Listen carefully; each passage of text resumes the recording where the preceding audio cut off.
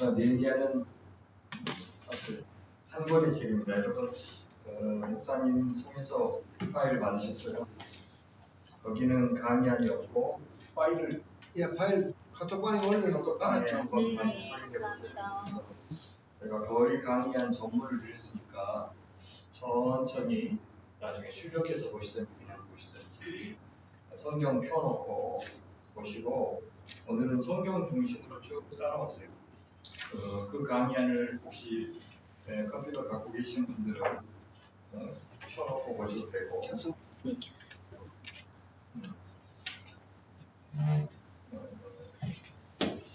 에스라 느헤미야 이 두 책은요 원래 히브리 성경에는 한권으로 되어 있습니다.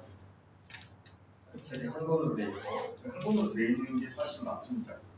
중세 이후에 이 책을 두 권으로 나누어 보는 그런 문화가 생겼는데 그 다음부터는 이제 마치 두 권인 것처럼 그렇게 우리 성경에는 나누어놨는데 한 권으로 보는 게 훨씬 좋습니다. 이 책과 비슷한 시기에 기록된 것이 역대기입니다.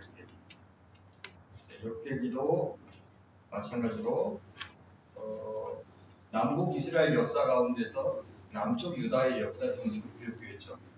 열왕기서는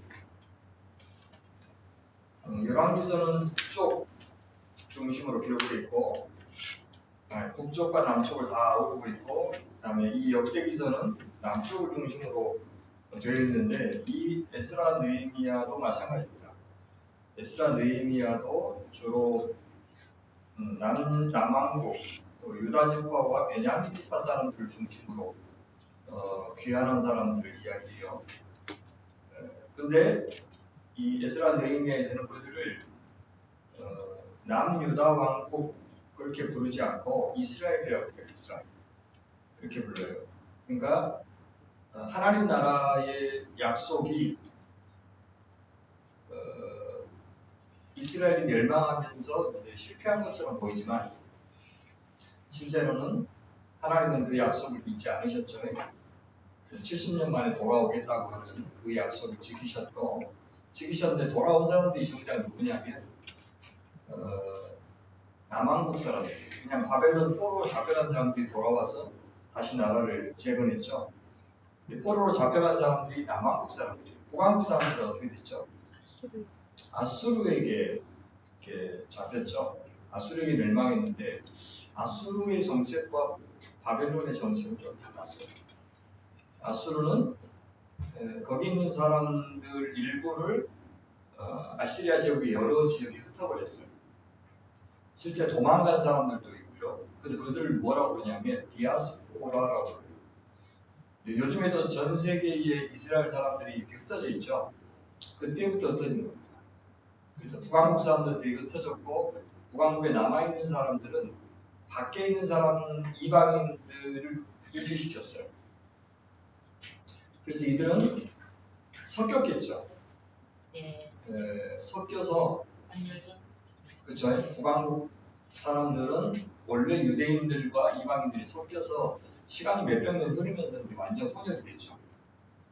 그래서 이스라엘의 정통성이 없다고 생각한 거예요.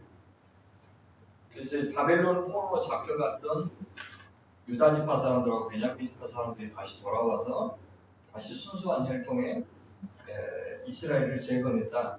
하나님 나라의 약속을 이어갔다. 그렇게 보죠. 그래서 여러분 혹시 에스라하고 느헤미야서에서 율법을 지켜야 된다고 이야기하면서 강조한 게 뭐냐면 혼합결혼, 그렇죠? 혼합결혼 이야기가 나오죠. 이방인과 유대인 사이의 그 자폰 문제를 되게 강조해서 하죠. 그거는 이방인에 대한 혐오를 이야기하는 게 아니에요. 구약성경 전체를 보면 이방인들이 예수님의 족보에 많이 들어가 있죠. 특히 여자들이 루시라든지 그렇죠? 룻기의 루시라든지 라합이라든지 그런 여인들이 이방인 여인들이죠. 그래서 이방인들이 이스라엘의 대열에 합류해서 같이 할례를 받고 같이 언약 백성으로서의 축복을 누리고 특히 아브라함에게 주신 그 언약의 핵심 내용이 뭐냐면 너로 말미암아 천하 만민이 복을 받을 것이다 이랬죠. 그러니까 유대인들만 복을 받을 것이다가 아니라 천하 만민이 복을 받을 것이다라고 했기 때문에 이방인들도 당연히 포함되는데 왜 이 시대만은 그 자본 문제에 대해서 그렇게 민감했느냐? 그래서 이스라엘 정체성 문제, 단순히 혈통 문제가 아니라 이스라엘 정체성을 잘 지키기 위해서 다른 문화와 이렇게 쉽게 결혼을 하면 우상도 같이 들어오게 되잖아요. 그러면 가뜩이나 이제 바벨론에서 돌아와서 정체성을 다시 형성하는 시기에 이방 문화와 섞이면 안 되니까 엄격하게 다뤘던 거죠. 그래서 사마리아 사람들은 인정하지 않았다. 이렇게 보면 좋겠습니다. 에스라 느헤미야의 전체 구조가 어떻게 되어 있냐면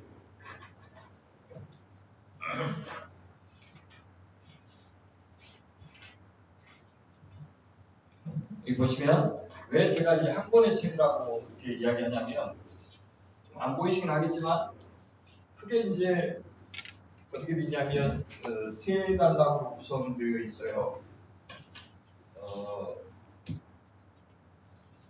에스라 1장은 뭐냐면 에스라 1장은 이제 고레스에 의해서 고레스가 바벨론을 다시 정복했잖아요. 이 바벨론이 신바벨로니아 제국이에요. 역사상 신바벨로니아 제국. 신바벨로니아 제국이 얼마 못 갔어요. 100년도 못 가고 소위 페르시아 있죠. 페르시아 제국에 의해서 점령을 당하죠. 페르시아는 되게 관용 정책이었어요. 페르시아가 한 200년 정도 이어지는데 굉장히 관대한 정책으로 각 나라의 종교들을 다 인정을 해줬어요. 가능하면 각 나라에 다 돌아가고 관용 정책을 폈어요. 그래서 바벨론의 포로로 잡혀가 있었던 유대인들한테 원하면 자기 고향으로 돌아가라고 이렇게 허락을 해줬습니다. 이제 세스바살에 의해서 1차 포로 기한이 진행되는데 가서 너희들 성전을 재건해라. 내가 도움까지 해주겠다. 라고 고레스가 칙령을 발표해요. 그래서 세스바살이라고 하는 다윗의 후손 세스바살이라고 하는 사람이 주도해서 이제 1차 귀환을 합니다. 1차 귀환을 하면서 재건 명령을 하고 그 다음에 실제 재건되는 이야기가 에스라서 2장부터 느헤미야 7장까지 느헤미야를 거치죠. 에스라만 끝나는 게 아니라 에스라 2장부터 느헤미야 7장까지 특히 이 하나님의 지위, 하나님의 나라, 하나님 나라의 3요소가 뭐죠? 하나님의 주권과 땅과 백성이죠. 그래서 세 가지 하나님 주권, 땅, 백성 이것이 다시 이제 만들어지는데 이것이 에스라 2장부터 느헤미야 7장까지인데 참 재밌는 게 뭐냐면 그 에스라 2장 시작할 때 에스라 2장에 그 1차 귀환자 명단이 나와요. 1차 귀환자 명단. 세스바살과 함께 아까 돌아왔다고 그랬죠. 명단이 나오고 느헤미야 7장에 다시 한번 느헤미야 7장에 다시 한번 1차 귀환자 명단이 그대로 나와요. 근데 이게 이걸 뭐라고 하냐면 여러분 혹시 들으셨어요? 이거를 인클루지오라고 해요. 인클루지오. 이건 뭐냐면 여기서부터 여기까지가 한 문단이다라고 하는 것을 보여주는 표시예요.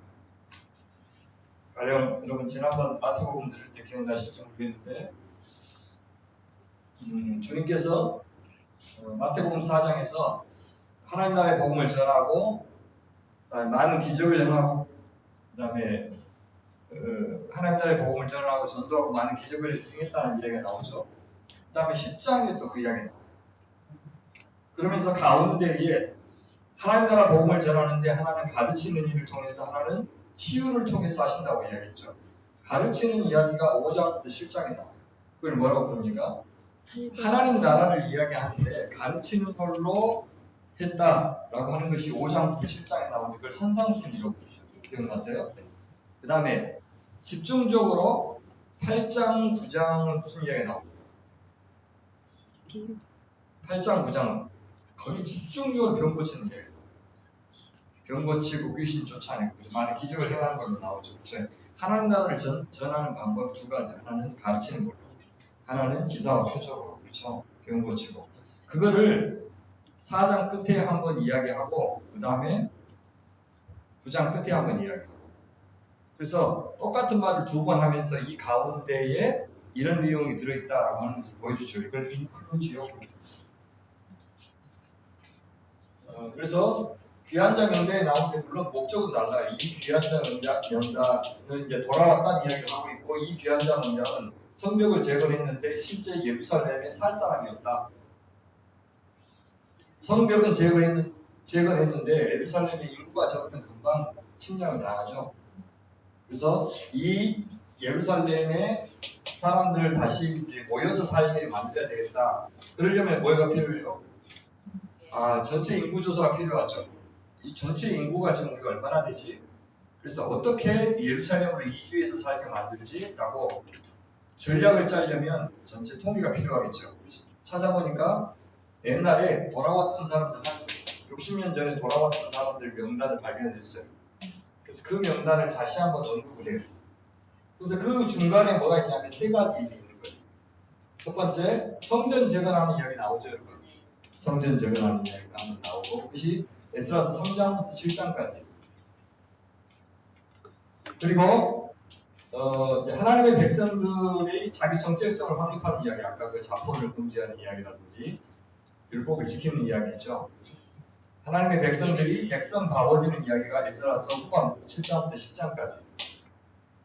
그 다음에 느헤미야서가 시작되자마자 느헤미야가 돌아와서 일이 뭐냐면 성벽이죠.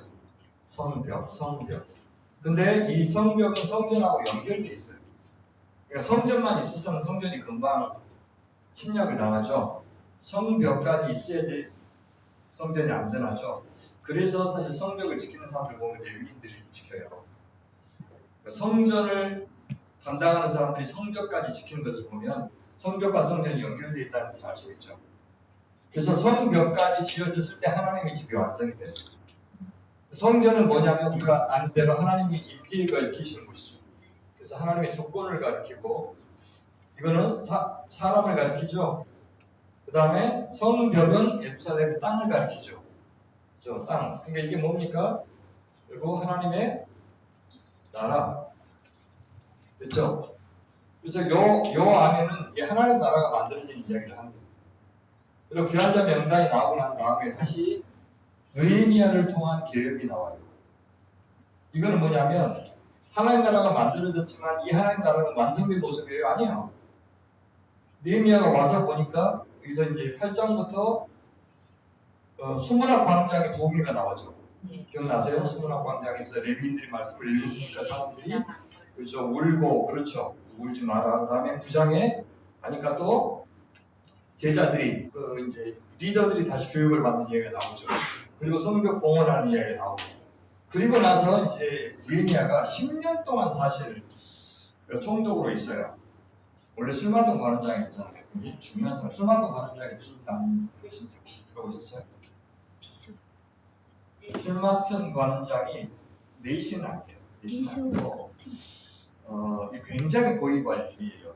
그러니까 왕의 총애를 엄청 받아야 할 수 있는데 잔치 때마다 왕이 술을 마시잖아요. 반드시 술에 독이 타일 수가 있잖아요. 먼저 술을 마시는 거예요. 그래서 이 독이 없다는 것을 확인해 주는 거죠. 그렇죠? 그래서 술 맡은 관원장, 떡 맡은 관원장은 떡을 먼저 먹었고 있죠. 그렇죠? 그래서 정말 왕을 대신해서 죽을 수도 있는 존재이고 엄청 믿을 만한 사람. 이 술 맡은 관원장이 만약에 거짓말하면 왕은 죽는 거죠. 가장 신뢰하는 고위 관리였어요. 잔치 벌이는데 이제 안색이 안 좋으니까 수심이라는 말이 여러 번 나오죠. 수심이겠다, 수심이겠다. 그래서 물어보죠. 무슨 이야기니까 자기 고향 형편 이야기를 하잖아요. 그리고는 총독으로 파견됩니다. 총독. 그러니까 이 총독이라는 말이 실제로는 유프라데스 강 아시죠? 유프라데스 강과 티그리스 강 아시죠? 거기 서쪽 부분이 한 전체가 지중해까지가 한 지역이에요. 모두 10개 지역으로, 페르시아가 워낙 넓으니까 전체를 10개 지역으로 나눴어요. 10개 지역. 그리고는 120도로 나눴어요. 그러니까 우리가 뭐라 할까요? 주하고 도 그렇게 나눌까요? 그렇게 나눴는데 원래는 그 10개 주의 책임자를 총독이라고 불렀는데 유다도 유다 지방의 그 도 있죠, 도. 유다 도의 책임자도 총독이라고 불렀어요. 그래서 이 느헤미야를 총독으로 파견한 거예요. 근데 너무 신뢰하니까 너무 오래 있지 마라. 그래서 10년간 있다가 돌아가요. 돌아갔다가 아마 어떻게 다시 뭐 허락을 받았는지 2년 만에 다시 돌아옵니다. 2년 만에. 2년 만에 돌아왔는데 아니 성전이 아니고 너무 사람들이 다시 옛날 모습으로 돌아갔죠. 그래서 다시 개혁을 하는 것이 13장에 나와요. 13장에 혼인 문제 처리하고 11조 문제 처리하고 안식일 문제 처리하고 막 그렇죠. 이것이 13장에 나와요. 그게 뭘 보여주냐면 우리도 그렇잖아요. 여러분들 여기 지금 신학을 할 정도면 그래도 그 탈북한 형제 자매들 중에서는 신앙 좋은 거 아닙니까? 생각하세요? 그런 거 우리도 인정하고. 그래도 좀 사명감도 있고 그저의 불신도 있어서 하셨지만 어때요? 근데 정작 사역자가 되고 보니까 사역자 하실만 하세요? 나는 역시 자격이 있어. 네. 역시 판단 잘했어. 그런 마음 혹시 있으세요? 도망가고 싶어요. 도망가고 싶죠? 네. 어떻게 저하고 똑같아요? 아직까지 저는 못 도망가서 지금 여기 나와 있는 거고 면해 주시기만 하면 주님께서 진짜 허락만 해주시면 그만하고 싶어요. 제가 작년에 말씀 전한 횟수를 따져보니까 691번이었어요. 설교를 691편을 만들었다. 거기다가 책 쓴 거 빼고 제가 편집장이니까 글 쓴 거 빼고 처음 오신 분들은 제가 뭐 하는지 모르죠. 매일 성경 묵상과 설교 거기 편집장. 매일 성경이라는 책 알죠? 묵상책. 그거하고 목회자용 묵상과 설교라고 목회자용 매일 성경에 24년간 하고 있어요. 지금 편집장.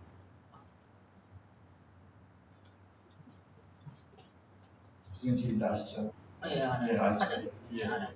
그래서 그렇게 글을 쓰는 것까지 하면 뭐 한 800편, 800편이 뭐예요? 1000편 가까이 있겠죠. 그렇게 열심히 했는데 사실 그렇게 눈에 보이는 열매 같은 건 없어요. 그러니까 내가 설교를 해서 누가 변했다 그런 건 별로 없어요. 여러분도 그렇지 않아요? 사실 나 하나 건사하기 힘들지 않아요? 내 남편하고의 관계, 내 자식들하고의 관계가 더 힘들어요. 내가 그것도 잘 못하는데 무슨 성도 앞에서 그런 생각 안 들어요? 그리고 여러분의 교회가 그렇게 했었는데 빌런 하나만 있어도 사실 다 망가져요. 교인들이 전체가 문제여서 어려운 게 아니라 정말 성숙하지 못한 몇 사람이 여기서 교회가 무너진다. 근데 욕심 부리고 깽판치기로 작정하면 못 이겨요. 그러니까 10년 탑이 그냥 하루아침에 몇 달이면 무너집니다. 뭐 세우기는 되게 어려워도 무너지는 건 순식간에 무너져요.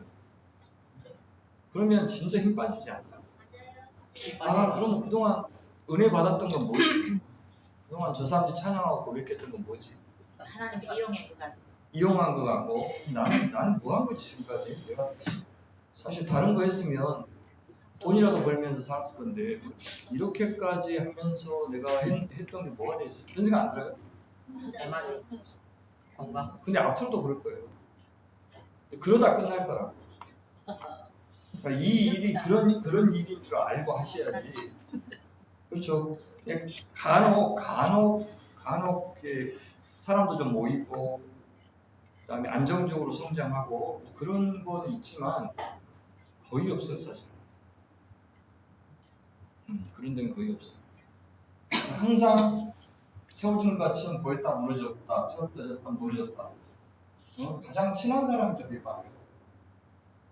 막 간쓸게 다 빼줄 것처럼 한 사람도 되게 많았다고.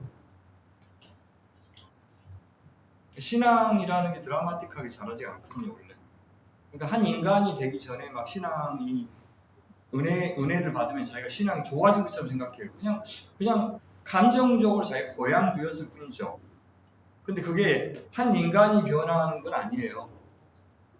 근데 자기도 속고 말씀 전하는 사람도 저 사람 은혜 받아서 변했다 이렇게 속고 저 사람이 가치관이 변하고 욕망이 변하고 그 다음에 삶의 방식까지 변해야 돼요. 욕망이 변하는 것까지 할 수 있죠. 근데 그게 삶으로 이어지냐고? 아니거든요. 삶으로 이어지는 것은 구체적으로 희생을 동반하거든요. 고생을 동반하잖아요. 자기 포기가 늘 동반되는 건데 마음 먹었다고 그게 되냐고요. 마음 먹는 것까지 할 수 있죠. 아, 뭐가 옳다, 나 주님이 살아야 되겠다까지 되는데 그게 구체적으로 그렇죠. 구체적으로 삶으로 안 드러나고 당장 내 자존심 상하게 하고 내 기분 상하게 하면 어떻게 돼요? 바로 싸움에 불죠. 옛날 내 성질 드러나고. 그렇죠. 나는 성질 없는 자야. 나는 이거 아니야. 그래서 나도 한가닥해 하면서 내가 예수 믿었으니까 참지 하면서 속에서 2번, 3번 죽이죠. 도로코 치사해서 내가 진짜 그러면서 막 참는다고요. 그렇죠? 너무 잘하셨네요. 근데 이게 지금 이런 위기를 넘기면 다음에 좋아진다 그런 거 없다고. 그러면 마음에 남는 사람 저거 좀 좋아지고 나 달라지는 게 있어야지. 아 없어요? 없어요. 아예 기대를 마세요. 기대하지 말고. 그러면서 그러면 내가 신앙이 짱짱해지는 거 말고 도리 없어요.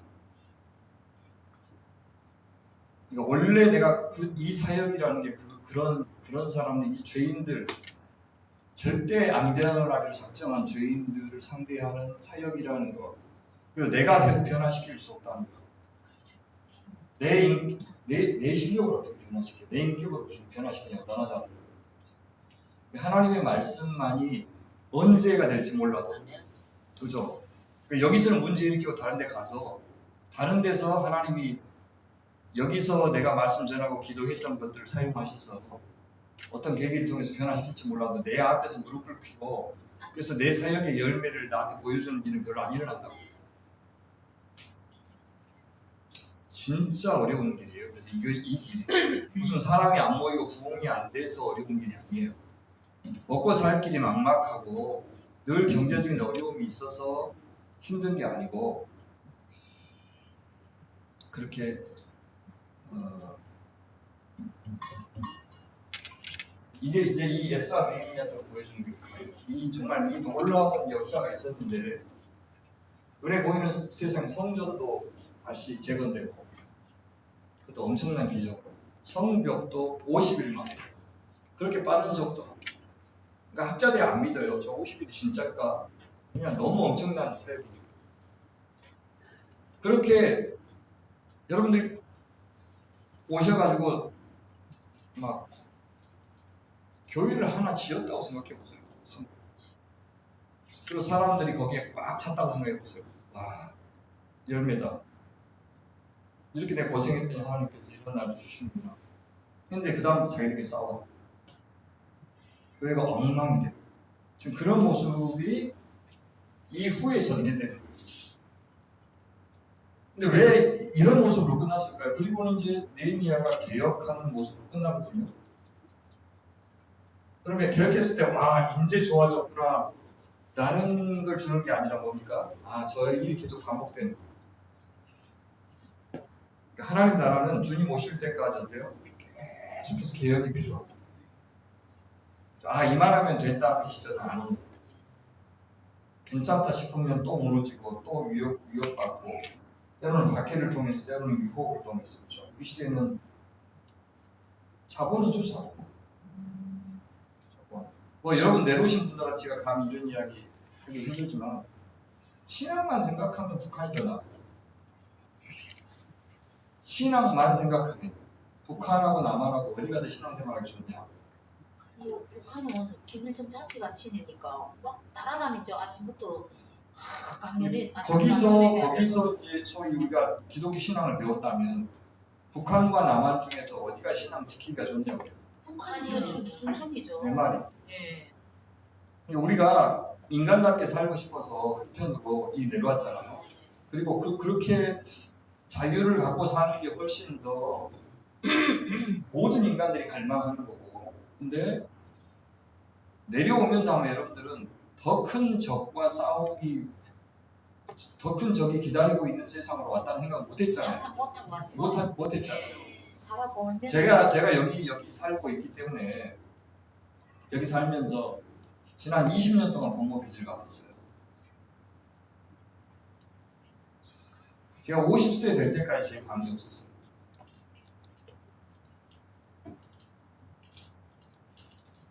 그러니까 남한에 있으면서 돈이 없다는 거는 되게 불편한 일이에요.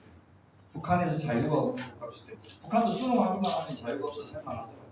그렇죠. 북한은 뭐 해란대로 하면 그 여기까지 막 세금으로부터 압박하고 그런 건 없어요. 우리는 벌면 자기가 나가잖아. 돈이 없으면 정말 힘든 세상이고 인간성도 잃어버리고 사람 대접도 못 받고 그러니까 남한이 돈 있는 상태에서야 굉장히 자유를 많이 누리지만 돈이 없는 사람이 누리는 자유라는 것은 별로 없어요. 무조건 일해야 되고 이제 네, 발언권도 없고 이게 뭐 그래서 우리 신앙을 지키는 데 있어서 정치적인 자유가 없는 상태도 힘들지만 돈으로부터 유혹도 받고 돈이 없어서 불편한 상황도 굉장히 우리 신앙에 있어서 작용을 해요.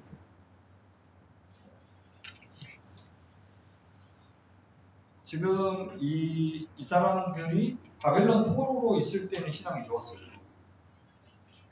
근데 돌아와서 이제 자기가 자유를 얻고 자기 걸 누리고 하면서부터 이제 자기 마음대로 하나님이 원하시지 않는 것들을 선택하는 그런 것이 그런 거죠.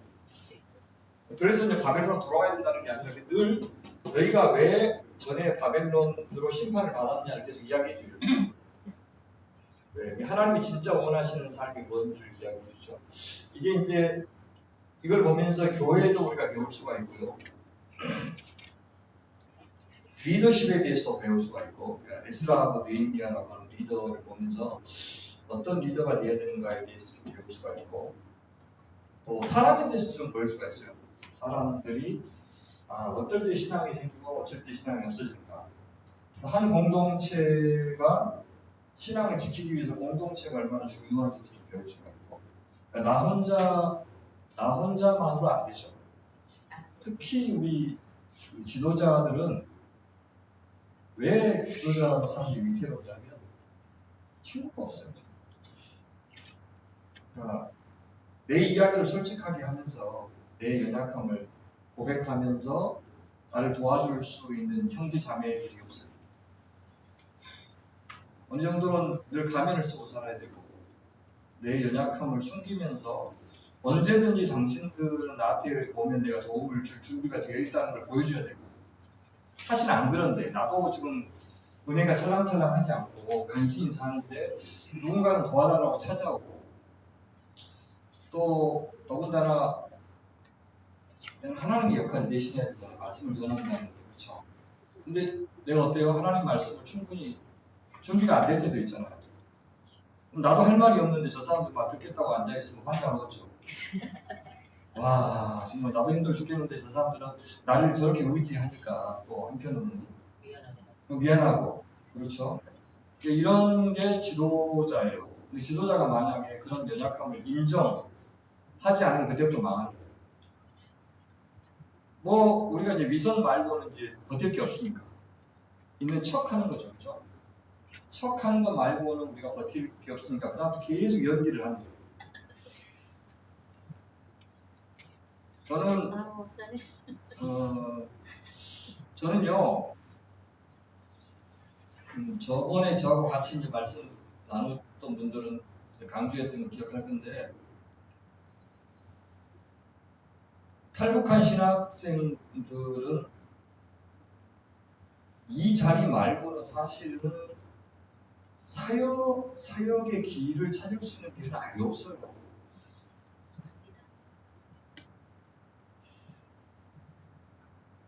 사실 이 남한도 마찬가지예요. 남한의 교회가 지금 거의 망했어요. 보이시죠? 여러분들 보이시죠? 사실은 저는 이제 더 현장에 있잖아요. 여러분들 그래도 조금 밖에서 보는 편이고 저는 안에 깊숙이 들어와서 보잖아요. 이거 더 내려갈 때가 있을까? 이제 노인들밖에 없어요. 그러면 어떻게 반전을 모색해야 되죠? 이쁘도 감사하고 경제 있고 세계 좋고 연락하고 거리에 나와서 설교를 해야 되는 수밖에 없는 거 아니에요? 아. 근데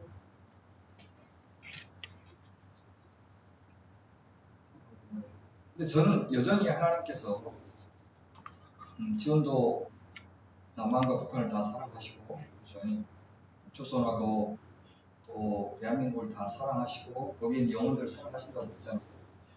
그리고 그들을 살리시는 방법은 사람을 통해 살리지만 그리고 하나님의 말씀을 살리는 거예요. 그렇죠. 그래서 남쪽이든 북쪽이든지 누구를 상대하든지 간에 하나님의 말씀이 준비되지 않으면 이제는 인간의 어떤 방법으로 교회가 살아나고 그런 건 안 돼요. 안 된다고요. 그러면 이 자리에서 진짜 하나님의 말씀 배우는 일에 그 어떤 자리보다도 열의를 다해야 돼요. 그 방법밖에 없어요. 그리고 우리의 사역이라는 게 기도도 하고 신방도 하고 뭐 이렇게 많이 하시지만 성도들이 가장 의지하는 것은 말씀이에요.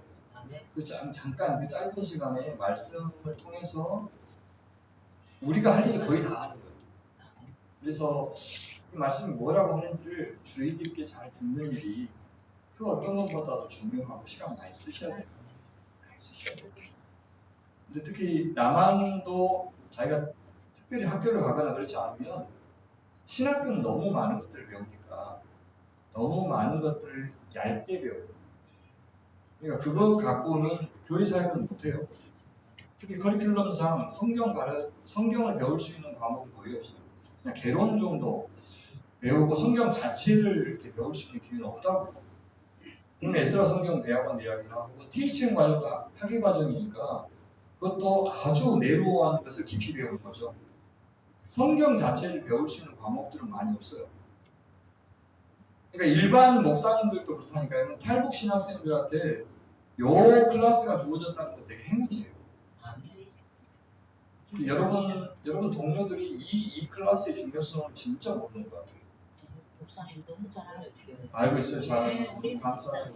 진짜 못 오셨더라도 녹화된 것으로라도 정말 잘 들으셨으면 좋겠다는 생각이 들어요. 목사님 다른 말씀 넘어가시기 전에 한 가지 요거는 좀 짚고 좀 넘어가시면서 다시 여쭤보는데요. 아까 목사님께서 말씀하시기를 신앙을 하려면 차라리 북한에서 하는 게 오히려 더 편할 것 같다고 말씀하셨잖아요. 실례지. 조금 아니, 전에. 그 말이 아니고 네. 그건 오해가 되고 네, 우리가 그러니까 예를 들어서 하나님이 우리에게 복을 주셨을 때 네네. 복을 주셨을 때도 은혜가 되죠. 그리고 하나님을 만나죠. 예. 근데 그때하고 고난 받았을 때 하나님을 만나게 되잖아요. 네. 굳이 비교하자면 말이에요. 이겼지. 굳이 비교하자면 고난 받았을 때가 신앙이 더 잘하느냐 아니면 막 우리 하고 싶은 거 다 할 수 있을 때가 신앙이 잘하느냐 그 이야기를 하는 거예요. 당연히 북한도 그래도 있죠. 그래도 저희는 여기서 신앙을 아니 북한은 교회 없지. 왜 그러냐면요. 북한은 하나님이 만약 북한에서 신앙을 믿었다면 하나님 밑에 김일성이라는 인간이 하나님이 있기 때문에 그건 허용이 안 돼요. 근데 대한민국에서는 대통령이라는 이 인간이라는 사람이가 신앙에 대해서 막지르는 않잖아요. 근데 북한에는 그게 하나가 있기 때문에 북한에서 만약 우리가 신앙을 믿었다면 보이지 않는 하나님하고 보이는 하나님, 인간의 하나님을 믿는 것과 같은 건데 보이지 않는 하나님, 영은 안 보이기 때문에 그분을 회피할 수 있고 보이는 인간이 김일성이라는 사람은 하나님을 알고 있었기 때문에 그이가 더 나서서 우리를 그쪽에서 더 모르고 아마 총살을 미진당했죠. 저는 이제 그것 때문에 잠깐 진짜 그 신앙이 아니고 그 그 신앙이 아니고 그건 맞고 네네네 그거 오히려 저는 그건 하나도 반박할 네네네. 프로 동의하고 다만 그 상황에서 신앙 말이에요. 신앙. 그렇죠. 신앙. 어느 상황에서 신앙을 어떤 상황에 지킬 수 있냐 신앙을 그래도 저는 이쪽에 편한 거 이쪽이 편하지. 네, 더 나. 목숨의 위협을 안 받으니까 이가 편하죠. 편한 데서 진짜 신앙을 안 잡는다는 말이에요. 편하면 선택할 필요가 없는데 무슨 하나님을 선택하겠어요? 죽고 사는 상황에서 우리가 신앙을 선택할 때 그 신앙이 영롱해진다고 말하는 거예요. 그렇죠? 네. 신앙생활 하는 거는 나만이 편하죠. 자, 그 에스라 느헤미야가 전체 어떻게 흘러가는지 알겠죠? 네. 그리고 잘 안 보이긴 하지만 여기에 나오는 이제 페르시아가 어쨌든 배경이잖아요. 페르시아에 여러 왕들이 있는데 성경에 나오는 왕은 고레스 왕 나오죠. 그다음에 다리오 왕이라고 나오죠. 다리오스 왕, 다리오라고 나오고 아하수에로는 어디서 나와요? 에스더의 남편. 오, 에스더가 나오죠. 아하수에로, 그렇죠? 그 아하수에로 왕. 네? 그다음에 아닥사스다라고 나오죠. 이가 에스라 네헤미야 때가 아닥사스다예요. 그래서 이게 원래 카비세스라는 사람도 있는데 이건 성경에는 안 나오는데 이때 중요한 게 뭐냐면 520년에 다시 성전 재건이 시작돼요. 성전 재건이 중단되었다가 중단되죠 중간에. 근데 다시 시작되는 게 이 캄비세스 왕 때 520년에 시작돼요. 그리고는 515년에 이제 완공이 돼요. 그렇죠. 그때 완공될 때가 다리우스 황제 때 되고 그 다음에 이제 아하수에로가 에스와 모르드게. 예. 그 다음에 아닥사스다 때 2차 기환과 3차 기환이 이 왕 때 진행돼요. 그리고 이 왕 때 아닥사스다 때 성병. 그래서 사람 이름이 뭐 우리 익숙하지 않지만 어쨌든 이 페르시아의 역사와 성경의 역사가 이렇게 나란히 가는 거 이거를 좀 염두에 두시면 좋겠다 생각이 듭니다. 중간중간에 성전을 재건하는 일을 막 반대하는 사람들이 나오죠. 예. 그 다음에 성벽을 재건할 때도 반대하는 사람들이 나오죠. 그렇죠? 기억나세요? 그렇죠? 성전 재건과 성벽 재건이 반대를 받잖아요. 그때마다 페르시아 주변에 어떤 일이 있었냐면 반란들이 많이 있었어요. 반란. 애굽의 반란도 있었고요. 왜 중요하냐면 이 사람들이 성벽 재건과 성전 재건을 반대하면서 무슨 논리를 취했겠어요? 얘들이 왜 성전 재건하려고 하는지 아시냐고 왕이요. 이들이 왜 성벽 재건을 하려고 하는지 아시냐고. 얘들 반란 일으키려고 한다. 그죠? 반란을 일으키려고 이 사람들이 한다고 이렇게 고소를 한 거예요. 예. 성경 보면 그렇죠. 그러니까 왕이 이 말을 들어줄 수밖에 없었던 이유가 뭐예요? 주변에 실제 반란들이 많이 일어나는 것을 보면서 쟤들도 그럴 수도 있겠다. 가만히 놔뒀다가는 안 되겠다 하고 중간에 허락을 했다가도 중간에 취소시켜버린 거예요. 성전 재건, 성벽 재건. 그렇죠? 예, 그런 일들을 염두에 두시면 좋겠다. 에스라서 한번 볼까요? 들어갈까요 이제? 1장 보면은 이제 고레스 왕 때 허락하는 이야기를 하고 있어요. 바사왕 고레스 5년에 538년이에요. 자, 주어가 여호와께서 무슨 일을 하시는데 철저하게 역사 주권이 당시에 고레스가 온 세상의 왕이라고 인정받아 있을 때 아니라는 거예요. 하나님의 역사의 주권자다. 그걸 증명하는 게 뭡니까? 내가 70년 만에 너희들 돌아온다고 했지. 그것을 뭐라고 불러요? 이사야서에서 내가 70년 만에 돌아와서 여호와가 다스린다는 것을 증명하겠다는 이야기죠. 그것을 뭐라고 그래요? 여호와가 다스린다. 그 말은 다른 말로 하면 여호와께서 왕이시다 그 말이에요. 여호와께서 왕이신 것이 증명될 것이다. 그것을 복음이라고 해요. 그죠? 구약에서 복음이라고 부른다고요. 그것을 신약에 다시 복음이란 말로 쓰죠. 물론 단어는 다르지만 의미는 복음이란 뜻이에요. 그러니까 복음은 뭐냐? 복된 소식 그렇게 대답하면 안 되고 사역자들은 복음은 여호와께서 통치하신다는 소식, 여호와께서 왕이시라는 소식이 복음이에요. 무슨 말이냐면 자 선지자들이 그랬어요. 저 유다 멸망한다. 거짓 선지자들은 뭐라고 그랬어요? 아니다. 평안이다. 두 가지 이유 때문에 유다를 멸망하지 않는다 그랬어요. 뭡니까? 여러분들은 이렇게 질문하면 바로바로 대답이 나와야 돼요. 왜? 사역자니까. 자, 거짓 선지자들이 왜 유다는 절대 망하지 않는다고 거짓 예언을 했어요? 두 가지 이유 때문에. 하나는 다윗 언약궤. 다윗 언약은 어디예요? 따라하세요. 사무엘하 7장. 저 따라하세요. 사무엘하 7장. 다시 사무엘하 7장. 잊어버리면 안 돼요. 이거는 아주 기본이요. 구구단 외우듯이 바로 나와야 되는 거예요. 왜? 진짜 중요한 거예요. 왜? 영원한 왕에 대한, 왕좌에 대한 약속이 사무엘하 7장. 다윗의 후손이 계속해서 왕이 있을 것이다. 그래서 그 약속이 있으니까 유다는 안 멸망해요. 또 하나는 뭐예요? 성전이 있기 때문에 안 망한다. 두 가지예요. 왜? 성전은 어떤 곳이니까? 하나님께서 임재해 계신 곳이니까. 성전이 있는 한은 유다는 절대 안 망한다. 다윗 언약이 있는 한은 절대 안 망한다. 이 두 가지 불패 신화가 있었어요.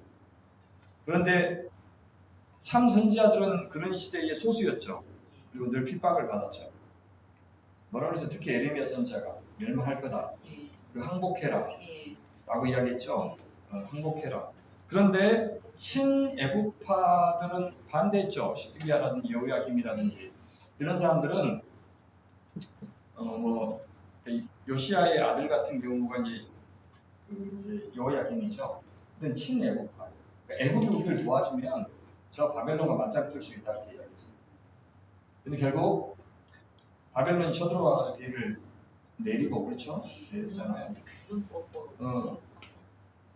그래서 멸망을 했는데 예레미야가 뭐라고 그러냐면 너희들이 멸망한 사람들은 살 것이다.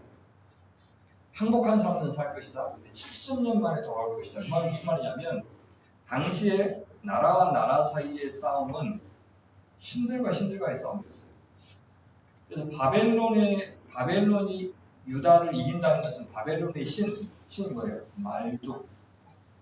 말뚝이라는 신이 이스라엘의 신인 여호와보다 강하다는 걸 입증했어요.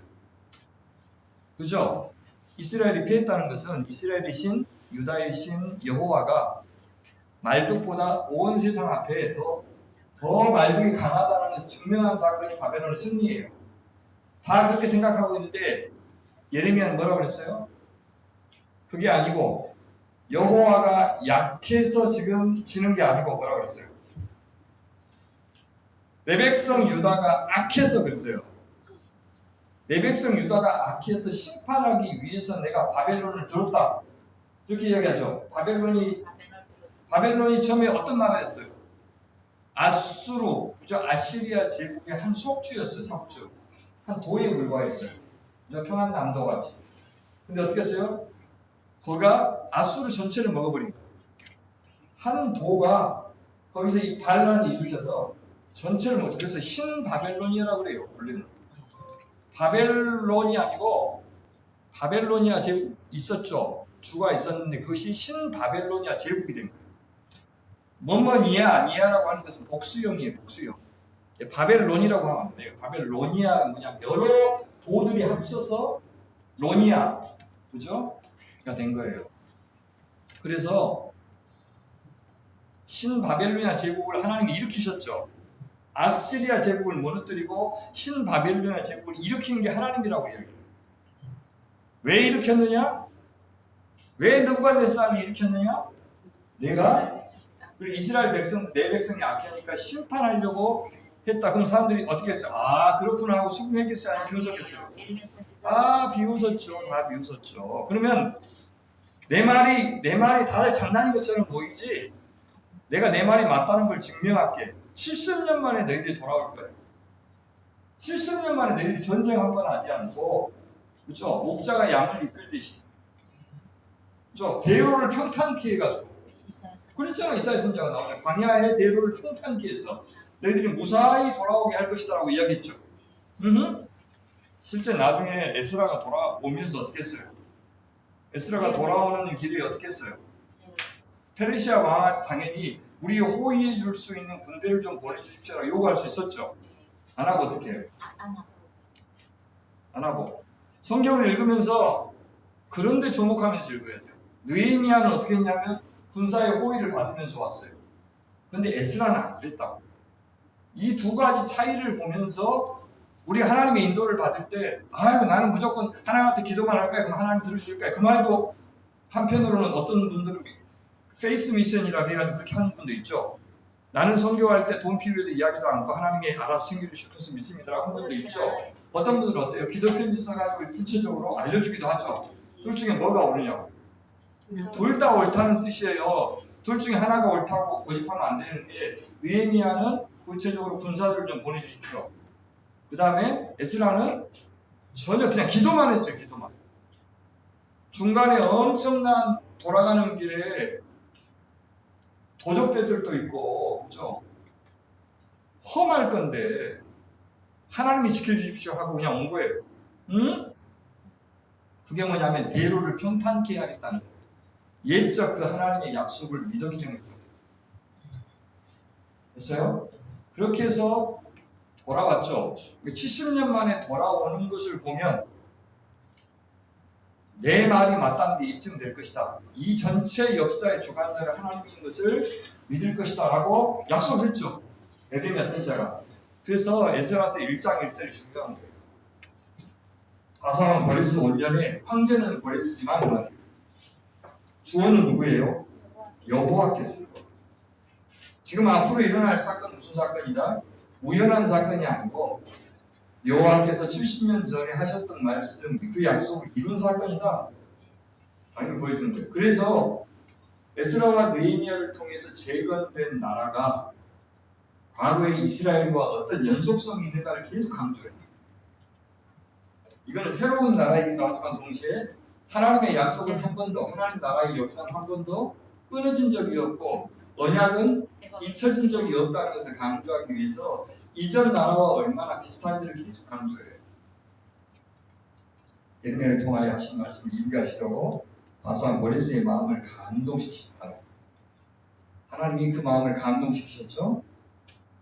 그러니까 온 나라에 공포하고 조소도 내릴 때 저는 우리 형제자매들이 사역하실 때 인간적으로는 우리가 연약할 수도 있고 아까 우리 고백했잖아요. 제가 지금 사역만 30년 사역한 저도 늘 제 절망과 싸워요. 절망과 싸우고 소명이 분명하니까 복종하는 거지. 일 자체를 저는 재밌어 하니까 하는 거예요.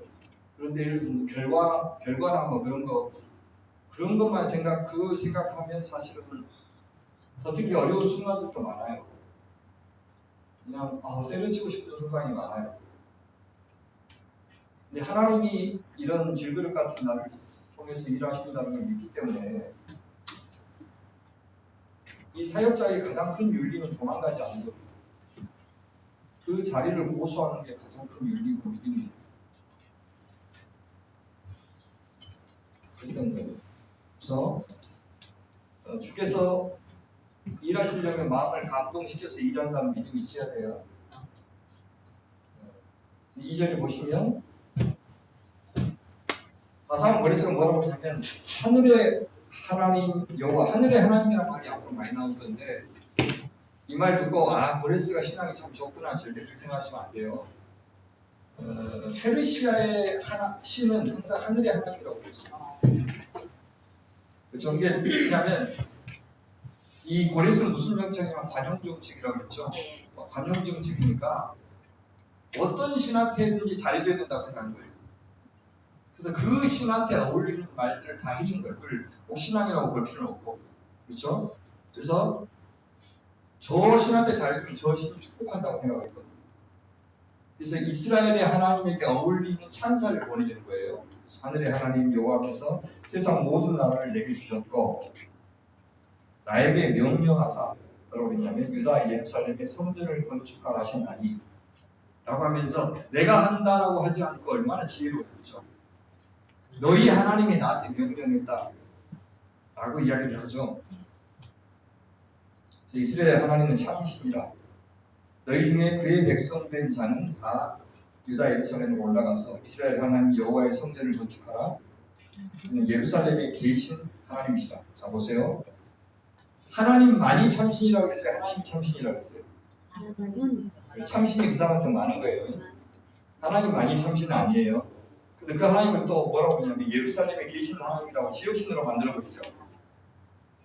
그 하나님이 페르시아 다스리시는 하나님이 아니라 그 하나님은 이제 지역신이죠.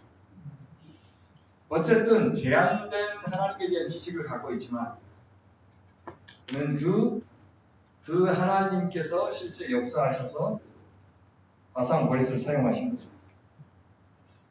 이 지금 페르시아가 지금 이란이에요. 저 바벨론은 지금 이라크. 그래서 옛날에 후세인이 살았을 때 자기가 제2의 느부갓네살이라고 그랬죠. 그리고 저 이란 제국은 계속 미국과 지금 맞상대하죠. 페르시아 제국에 자존심이 있어서 그런 거예요. 4절 그 남아있는 백성이 어디에 남아있는 백성이죠? 바벨론 땅에 말이죠. 바벨론 땅에. 지금은 페르시아의 수하에 들어갔지만 그 바벨론 땅에 남아있던 백성이 어느 곳에 머물러 살든지 그곳 사람들이 마땅히 은과 금과 그 밖의 물건과 짐승을 도와주고 그 외에는 예루살렘에 세울 하나님의 성전을 위하여 예물을 기쁘게 드릴지니라 했다. 그러니까 떠나는 사람과 남아있는 사람이 있죠. 한꺼번에 다 거기 있는 사람이 옛 고향으로 떠나는 것은 아니었습니까? 남아있는 사람들은 뭘로 도와줘야 됩니까? 은과 금과 물건과 짐승으로 도와주고 떠나는 사람한테. 그 외에도 성전을 위하여 예물을 기쁘게 드려라 라고 부탁을 합니다. 여러분 이 모습은요 출애굽할 때 이스라엘 백성들이 빈손으로 오지 않았죠. 그래서 많은 예물을 들고 왔죠. 그리고 그것 가지고 나중에 하나님께 제사를 드렸죠. 그런 모습을 재현하는 거예요. 그래서 다시 말해서 출바벨론 사건은 제2의 출애굽 사건. 첫 번째 출애굽한 뒤에 이스라엘이 가졌던 가장 중요한 의미가 뭐예요? 첫 출애굽의 의미. 하나님께 제사 드리려고 첫 출애굽의 의미는 뭐냐면 드디어 이스라엘이라는 나라가 형성이 됐어요. 그전에는 그냥 부족이었어요. 사람들이 많이 모인 부족, 특히 뭐 애굽의 고센 땅에서 잠깐 머물러서 살았던 거류했던 사람들이죠. 나중에 노예가 되고 나라는 아니었죠. 나라는 없었어요. 이스라엘은 나라는 없었어요. 그냥 아브라함 후손들이 있었을 뿐이지. 나라라고 하는 것이 처음 등장한 것이 언제냐면 나라가 하려면 법이 있어야 되잖아요. 법이 있고 지도자가 있어야 되고 땅이 있어야 되죠. 땅은 없지만 법이 만들어졌죠. 하나님이 드디어 그죠? 10계명을 주시고 율법 주셨죠. 하나님 당신과 언약을 맺으셔서 누구를 왕으로 세우셨어요? 하나님 당신이 왕이 되시고 이 땅의 대리 통치자로 돌주셨죠. 모세라는 사람을 세우셨죠. 그다음 백성도 나라가 될 만큼의 커다란 백성들이 됐죠. 그것이 출애굽기 1장에 나오죠. 400년이 다 되면서부터 많은 백성들이 이제 하늘의 별과 같이 바다의 모래와 같이 많은 백성이 나왔다라고 이야기했죠. 그래서 주권이 돼 있고 백성이 돼 있으니까 이제 뭘 차지해야 되겠어요? 땅을 차지해야 되겠죠. 땅을 차지하기 위해서는 자기 땅이 아닌 곳에서 나와야 되죠. 그것이 출애굽기예요. 그럼 그 땅을 차지한 사건이 어떤 사건이냐? 여호수아까지. 그래서 여호수아 제일 끝에 마지막에 나오는 사건이 뭐냐면 요셉의 뼈를 이장하는 것이 마지막에 나와요. 요셉이 자기가 죽으면 자기 뼈를 400년 후에 꼭 갖고 와라라고 하는 유언을 갖고 그것이 땅에 대한 약속의 신뢰예요. 분명히 하나님이 약속하신 땅을 차지할 건데 그 땅에 나를 묻어주십시오. 요셉은 그래서 어디에 묻혀요?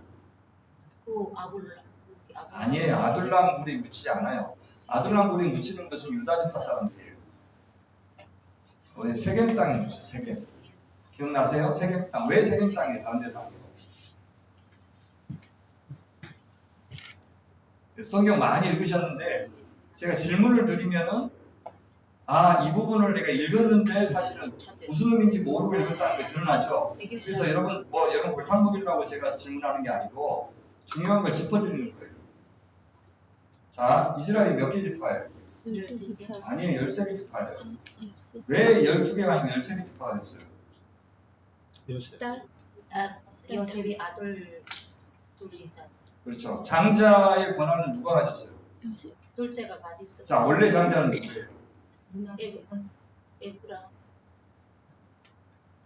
12명의 아들 가운데 누가 장남이에요? 에브라임. 아 문하세. 찾아고 문하세.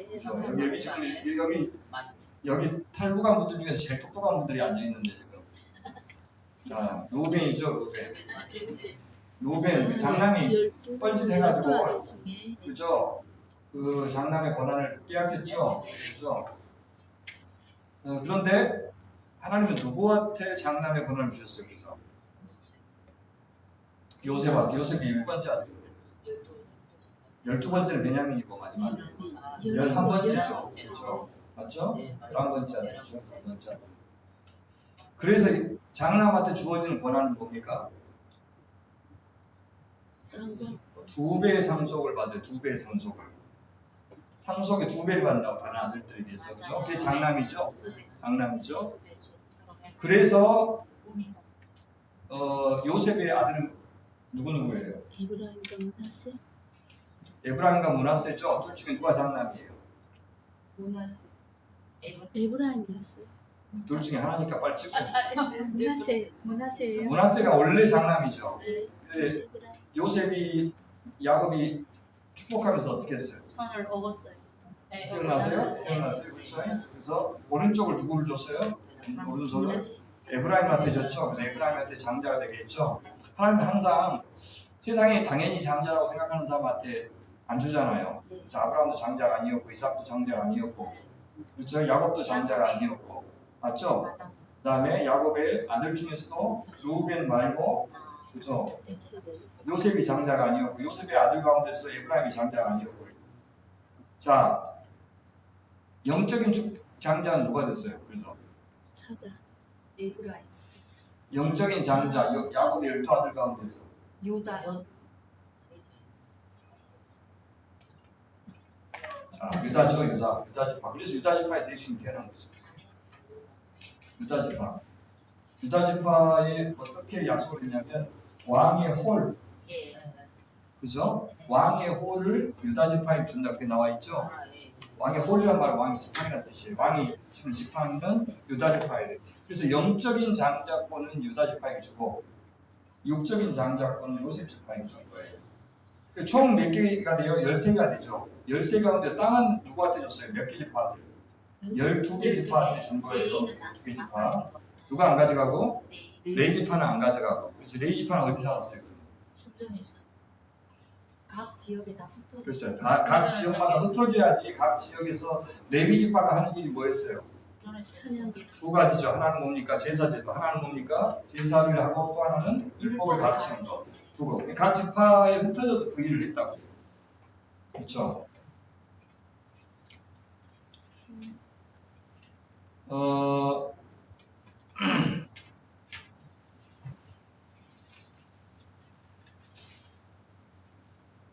여기 보면 그래서 주님께서 돌아왔을 때 첫 번째 출애굽 이후에는 이렇게 하나님께서 나라를 세우셨는데 왜 요셉이 어디에 묻혔냐면 에브라임 지파의 수도인 세겜에 묻힌 거예요. 장남에. 그리고는 여호수아가 다 끝나요. 그리고 새 출바벨론은 제2의 출애굽 같이 묘사하고 있어요. 제2의 출애굽을 이후에는 뭐가 생기냐면 새 이스라엘이에요. 새 이스라엘. 그 새 이스라엘이 생겼는데 그래서 성전도 새로 지어졌는데 강대국의 지배를 받는 것은 변함이 없어요. 그렇죠.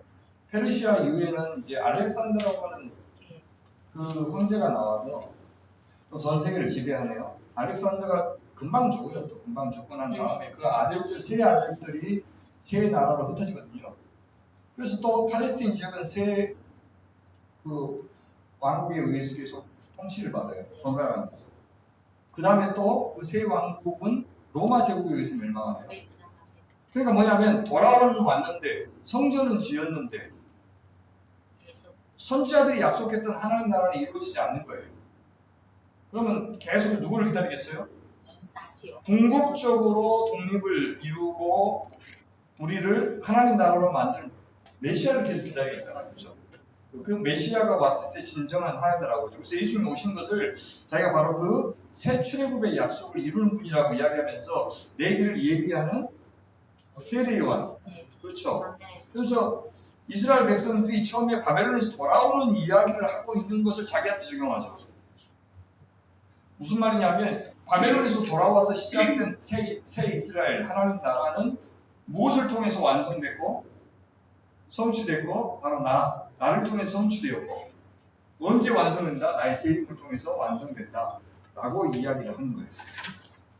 그것이 첫 출애굽은 하나님 나라, 새 출애굽은 그 다음에 또 새 이스라엘이죠. 새로운 하나님 나라를 가져오는 사건이다. 이것이 굉장히 중요한 사건.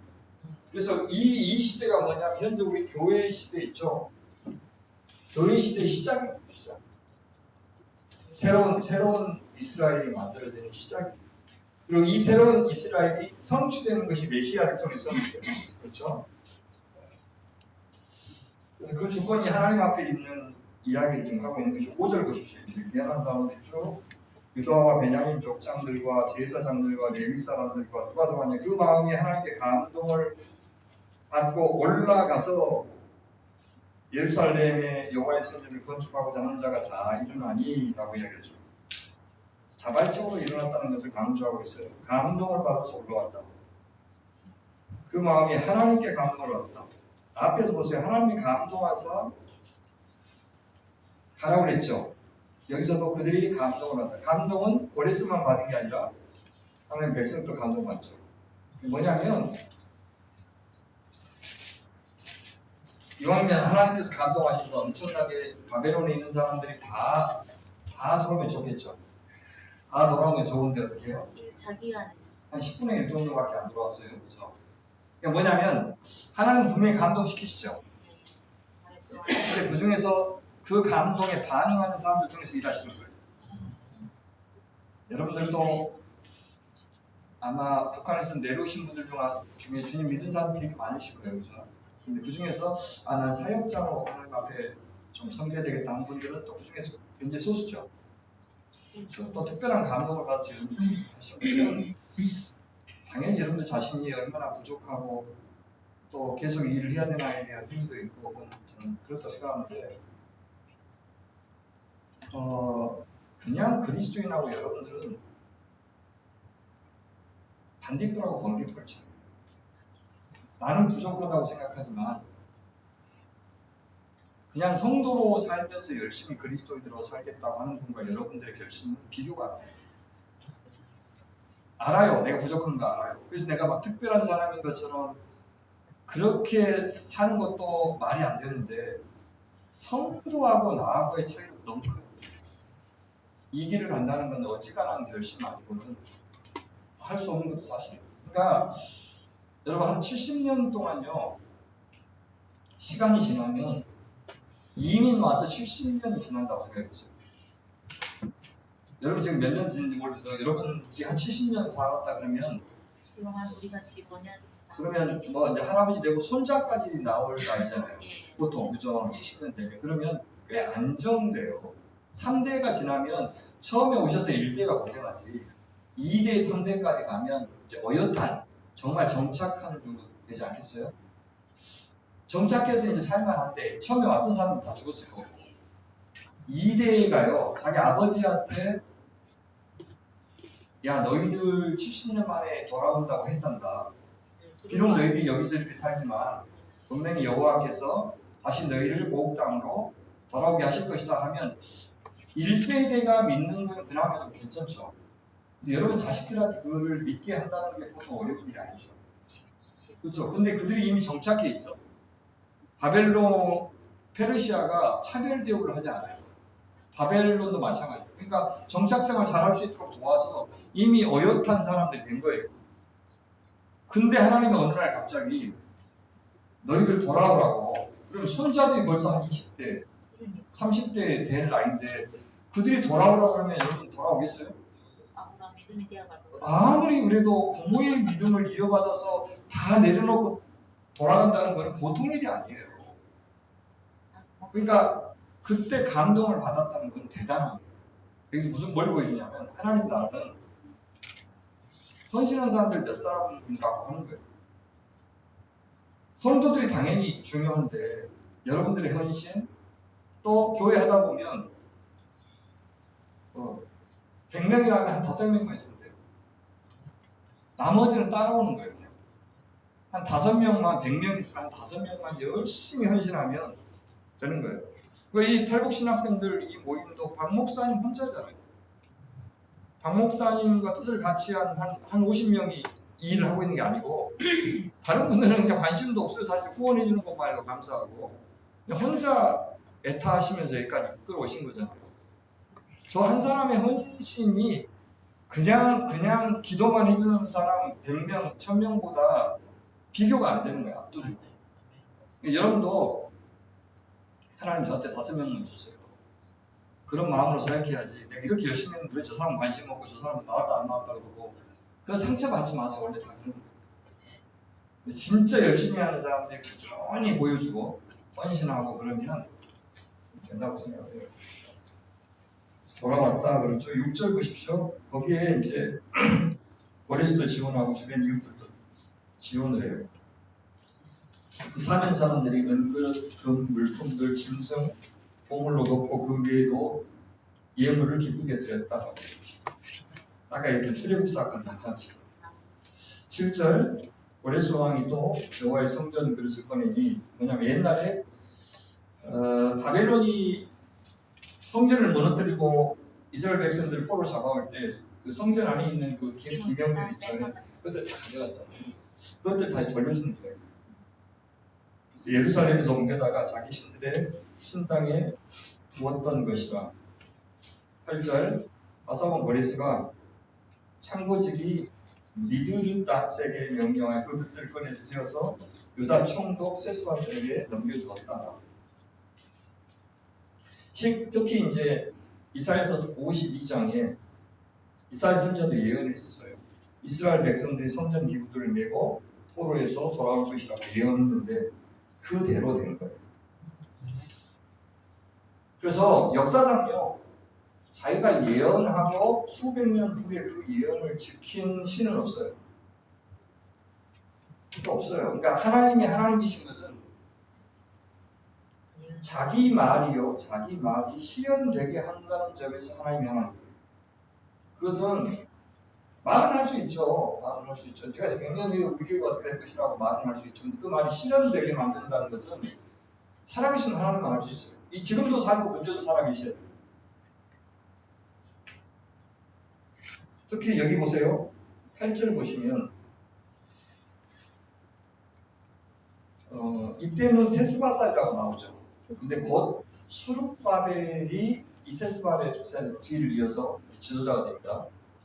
같이 돌아왔을 가능성이 있죠. 그래서 9절부터 11절은 쭉 보시면 그 수가 얼마나 많은지 이야기해요.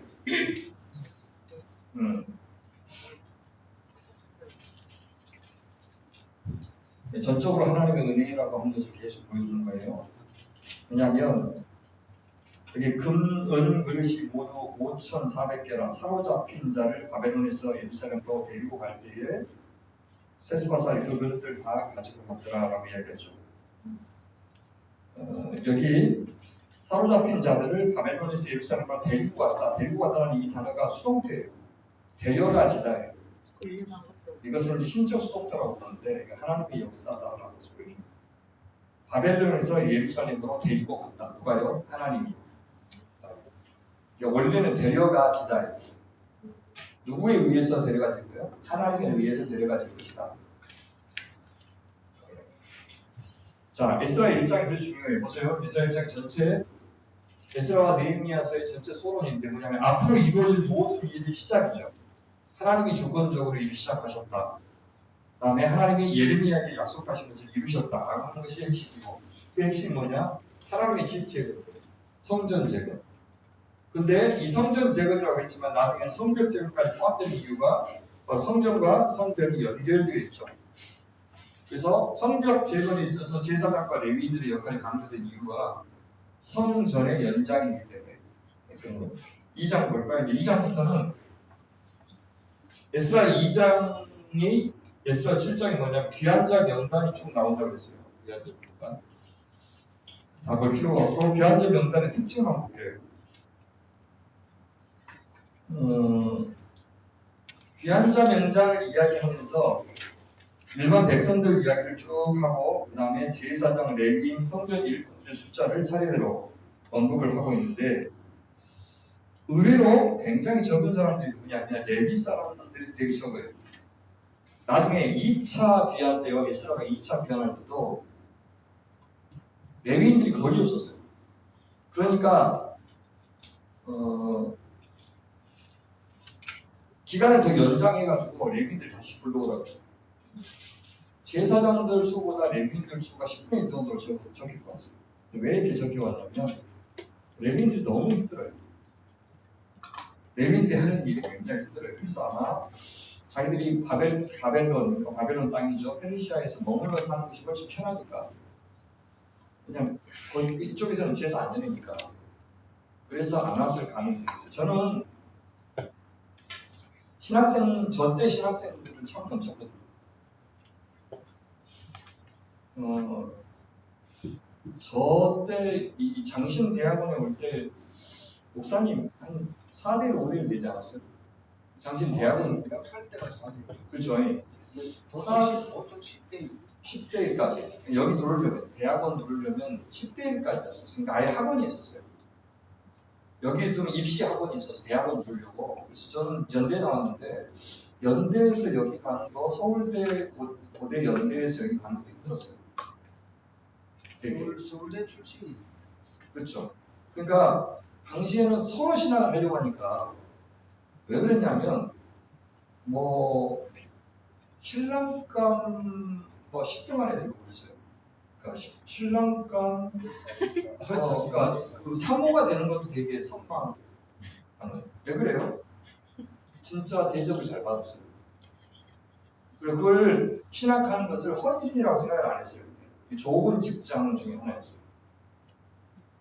달러도 지금은 뭐 1,500원 때까지 분담돼 그때는 900원 막 그랬으니까 유학을 많이 갔어요.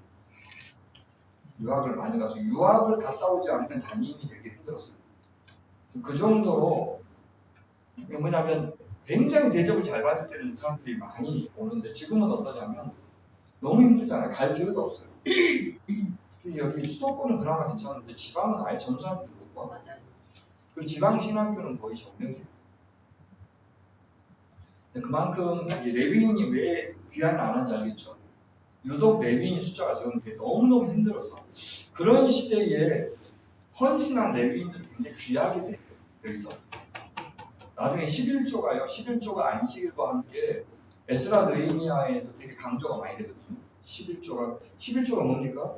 제사장과 레위인들을 위한 세금을 11조라고 해요. 그래서 하나님께 드리지만 실제 용도는 제사장과 레위인들을 위한 거죠. 그러니까 그 시대에 하나님께서 너무나도 정말 헌신한 그 일꾼들한테 확실히 생계를 보장해주기 위해서 내게 신앙의 중요한 징표로 안식일과 11조를 강조한 이유가 거기에 있어요. 그래서 그랬고 이제 64절도 보면 그래서 귀하민 총 숫자가 42,000 남종과 여종 7,000명 정도 노래하는 사람 한 200명 정도 2장 70절 마지막 보면 이에 제사장과 레위 사람들과 백성 및 노래하는 자들과 무지개들과 느디님 사람들이 성전의 그 도둑이라는 사람들이에요. 이 사람들이 여러분 그 사사기 보면 기부원 집합 사람들이죠. 그죠? 기부원 사람들이 항복했잖아요. 그 사람들이 물 깃는 일이라든지 나무 패는 일이라든지 그러니까 성전에 필요한 그냥 중노동하는 거 있잖아요. 그 일들을 그 기부원 사람들이 하도록 명령했잖아요. 그 사람들이 바로 느디님 사람들이에요. 그래서 이 70절은 앞에 시작했던 이제 이 명단을 시작했던 명단의 이제 마지막 마무리 1절과 70절은 시작과 끝에 됐죠? 68절 보면 여기 예물을 기쁘게 드렸다는 표현들이 앞으로 많이 나올 거예요. 기쁘게 드렸다. 이거는 자원하는 마음을 뜻한 겁니다.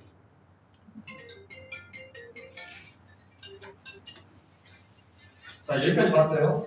그리고 느헤미야 7장에서 한 번 더 나온다고 했습니다.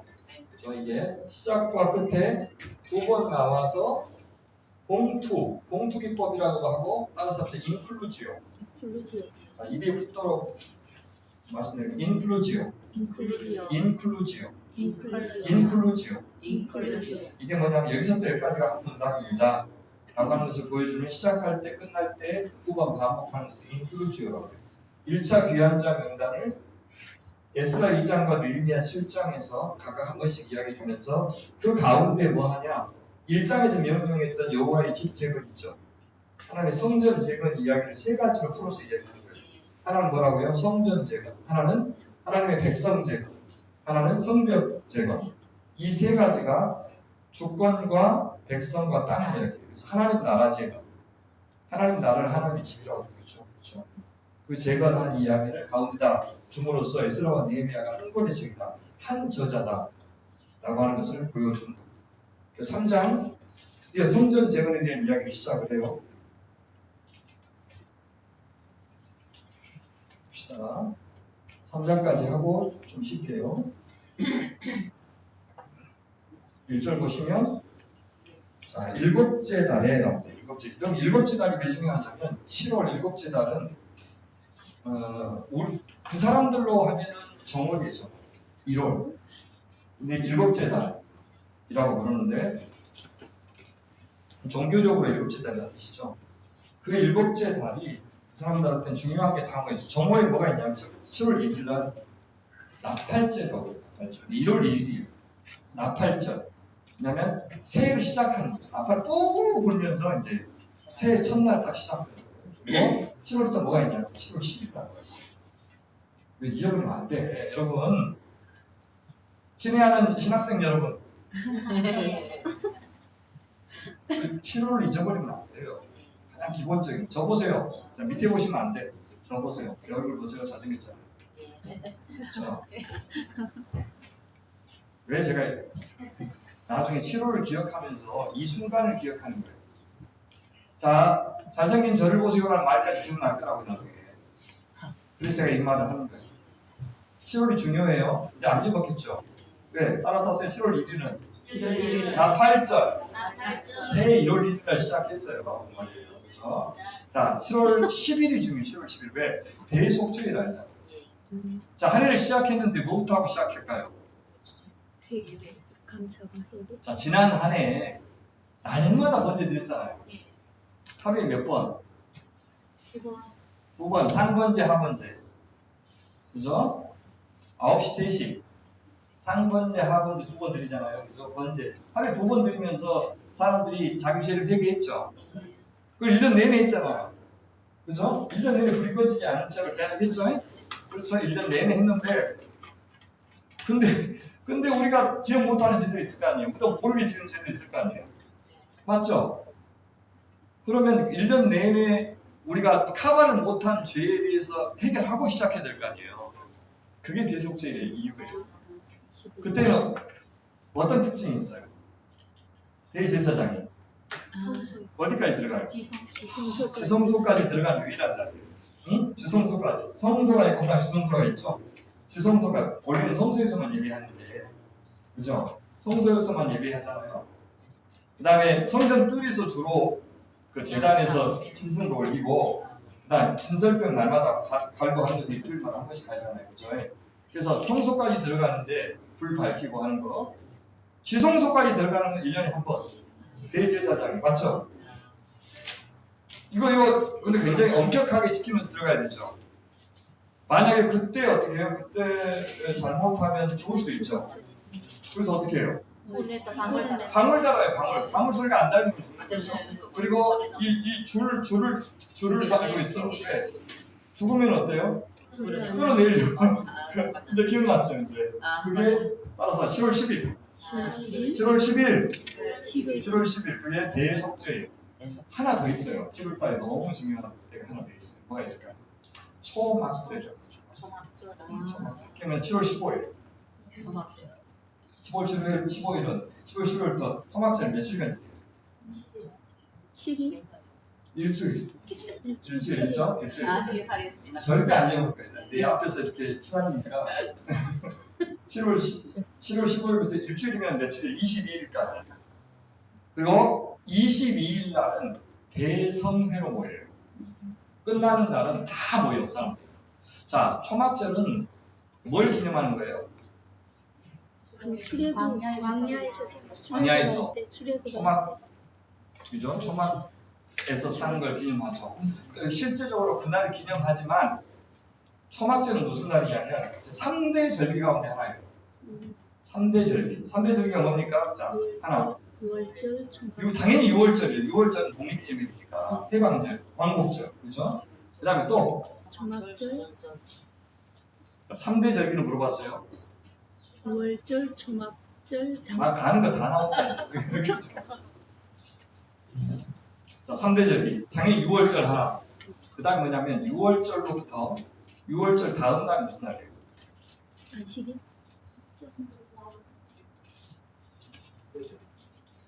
6월절 다음 날. 5월절 자, 6월절은 몇월 며칠이에요? 1월 이게 14일 아까 7월이었죠? 7월이 납달절이었죠? 1월이요. 1월 14일. 1월 14일 1월 14일이 6월절이에요. 여러분들은 전문가입니까? 전문가. 1월 14일, 1월 15일부터 일주일이 무교절이라고 해요. 무교절. 그날은 여러분 무교병 먹는 날 알죠? 1월 15일부터 22일까지 22일 날 성이라고 해요. 안식일 날. 안식일 날. 다시요. 1월 14일 6월절. 1월 15일부터는 일주일간 무교절. 무교병 먹는 날. 그죠? 1월 15일부터 50일째 되는 날. 2월 15일부터 시작해가지고 50일째 되는 날. 그걸 뭐라고 그러냐면 오순절이라고 그래요. 순자가 무슨 순자냐면 열순자, 열순자. 50일 한 뜻이 오순이라는 말. 됐죠? 네. 그 날은 밀추수를 기념하는 날. 추수절 밀추수. 그죠? 밀추수를 첫 번째 밀추수하는 걸 기념하는 날. 자, 됐어요? 그게 두 번째 큰 절기 중에 하나예요. 하나는 6월절, 하나는 오순절. 됐죠? 그다음 마지막은 초막절. 이게 3대 절기예요. 초막절은 뭘로 생각하냐면 우리의 추수감사주의. 그래서 초막절을 뭐라고 부르냐면 수장절이라고 불러요. 수장절. 수장절. 초막절, 수장절 이렇게 불러요. 그러니까 그날은 추수감사주의니까 어떻게 됐어요? 가장 풍요로운 날. 가장 풍요로운 날. 그래서 보통 6월절은 한 3, 4월, 이거는 한 9, 10월 이렇게 돌아오죠. 우리로 하면. 됐어요?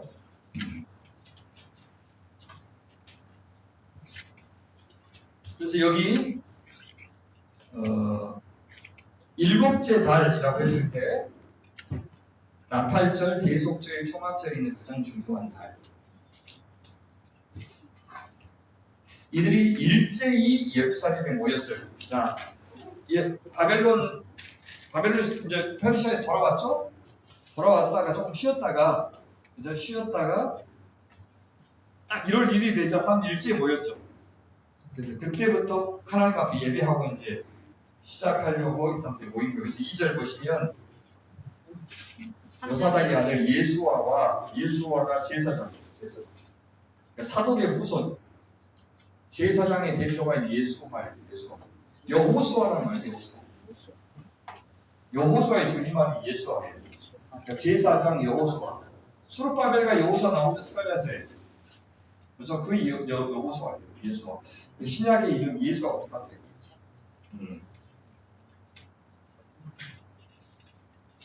그 그다음에 그 형제도 제사장이고 당연히 제사장이니까. 그다음에 수르바벨이라는 사람 드디어 나오네요. 수르바벨은 다윗의 후손이에요. 그러니까 여호수아는 대제사장이고, 그다음에 수르바벨은 정치 지도자, 하나는 종교 지도자, 정치 지도자. 자, 이런 사람들이 이스라엘 하나님의 제단을 만들었다 그러죠.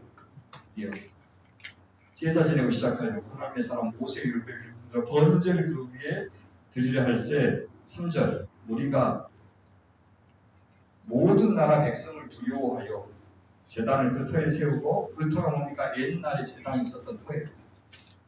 없어졌겠죠. 지금은 다시 그 터에 제단을 만들어서 세우고 그 위에서 아침 저녁으로 여호와께 번제를 드렸다 라고 이야기하죠. 여기 우리가 모든 나라 백성을 두려워했다, 두려워함에도 불구하고 계속 봤어요. 두려워함에도 불구하고, 그러니까 자기들이 드디어 와가지고 일제히 모여가지고 제사를 드리는 걸 보면 주위 나라 사람들이 경계하겠죠. 예. 저들이 우리를 공격하면 어쩌나 라고 하는 두려워함에도 불구하고, 그렇게 번역을 해야 맞습니다. 두려워함에도 불구하고 그들이 제사를 지냈다라고 이야기합니다. 4절 무슨 제사를 드렸어요? 초막제를 지냈다. 번제를 매일 정수대로 율법이 정한 대로 날마다 드렸다. 그 외에 항상 드리는 번제, 상번제, 하번제 드렸죠. 그 다음에 거룩한 절기의 번제, 기쁘게 드리는 예물인데 여호와께 기쁘게 자원하는 이런 뜻이에요. 일곱째 달 초하루부터 나팔절부터 여호와께 번제를 드렸으나 그때의 여호와의 성전 지대는 미쳐 놓지 못하더라. 아직은 성전이 없었다 그 말이에요. 기초를 아직 놓은 상태가 아니다. 7절부터 성전 기초 공사가 시작돼요. 7절 보세요. 자, 기초 닿으려면 석수와 목수에게 돈을 주죠. 시돈 두로 사람에게 먹을 거 마실 거 주고, 바사와 고레스의 명령대로 고레스가 조서를 냈습니다. 백향목을 레바논에서 요파 해변까지 운송하게 하였더라. 그러니까 이 레바논도 지금 고레스 왕의 수하에 들어가 있는 나라죠. 그러니까 고레스가 명령하자 나무를 왔어요. 여러분 이 모습은요 솔로몬 시대와 똑같아요 지금. 그러니까 솔로몬 시대에 지었던 성전이 다시 한번 재현된다. 그러니까 이것이 정통성이 있다라고 하는 것을 보여주기 위해서 같은 표현이 있습니다. 8절 봐보세요. 자, 예루살렘에 있는 하나님의 성전에 이른 지 2년 둘째 달에 2년 2개월이 되었을 때에 수르바벨 예수와 그다음에 잡혔다가 예루살렘에 돌아오자 공사를 시작하고, 그러니까 준비를 2년 동안 한 거죠. 2년 동안 준비하고 드디어 지대를 쌓기 시작했죠. 9절 일제히 일어나 하나님의 성전 일꾼들을 감독하니라. 레위 사람들이 감독했네요. 유다 사람들도 감독하고 제사장도 감독하고. 그런데 여기 보면 과거 솔로몬 성전과 비교할 때 일반 백성들이 굉장히 주도적으로 참여하고 있는 모습을 볼 수 있어요. 그러니까 지금 앞으로 에스라 느헤미야에서 리더들의 역할이 굉장히 중요한데 일반 백성들 있죠. 일반 백성들이 자원하는 마음으로 주도적으로 중요한 역할을 많이 맡아요. 이게 주의 특징이에요. 그러니까 성직 중심에서 일반 백성들 중심으로 많이 바뀌고 있는 것이 주도적인 특징이 자주 나타납니다. 10절 자, 성전 기초를 놓을 때 제사장들이 예복을 입고 나팔 들고 아삽과 레위 사람들은 재금, 악기를 들고 이스라엘 왕 다윗의 규례대로 이기십니다. 이스라엘 왕 다윗의 규례. 과거 이스라엘이 다시 회복되었다 하면서 강조합니다. 찬양했는데 어떻게 했냐면 주는 지극히 선하심으로 인자하심이 이스라엘에게 영원하시도다. 모든 백성이 여호와의 성전의 기초가 놓임을 보고 여호와를 찬송하며 큰 소리로 즐거이 부르며 제사장 레위 사람 나이 많은 족장들이 첫 성전을 보았으므로 그 중에서 돌아온 사람 중에서 아주 어렸을 때 지금 나이가 한 90 정도 되면 아니 한 80 정도 되면 70년 전에 저희 성전 세워진 걸 봤겠죠. 소수의 사람들이 그 노인들 몇 사람이 어떻게 반응했어요? 첫 성전을 보았으므로 12절 성전 기초가 너인 거고 대성통곡했죠. 기뻐하고 한편으로는 대성통곡했고 또 여러 사람이 기쁨으로 그의 함성을 질렀죠. 대성통곡한 이유가 뭘까요? 물론 한편은 기뻐서 너무 기뻐서 울었죠. 와 진짜 70년 만에 정말 선지자들이 약속한 그대로 되는구나 하고 울었어요. 근데 동시에 왜 울었냐면 나중에 담배 보면은 그때 성전에 비해서 너무 초라합니다. 너무너무 규모나 재료가 없으니까. 그래서 그 다윗과 솔로몬 시대의 그 번영과 비교했을 때는 지금 없잖아요. 근데 거기서 이제 겨우겨우 기초만 쌓았는데 기초를 보면서 너무 초라해가지고 어쩌다가 우리가 저 하나님의 축복을 다 날려먹고 겨우 이런 걸 다시 만드나 하면서 대성통곡한 거예요. 그러나 그것을 모르는 사람은 어때요? 굉장히 기뻐했죠. 기쁨으로 크게 함성을 질렀어요. 13절 백성이 크게 외치는 소리가 멀리 들리는 거예요. 즐거이 부르는 소리와 통곡하는 소리를 백성들이 분간하지 못할 정도였다라고 이야기하죠. 예, 비록 인간의 눈에는 초라해 보이지만 앞으로 이 성전에 하나님의 영광이 임하는 장소가 될 것이라고 하게 선지자는 나중에 이야기할 것입니다. 예, 여기까지 하고 10분 쉬었다 하겠습니다. 잠깐만요. 예. 제가 이번에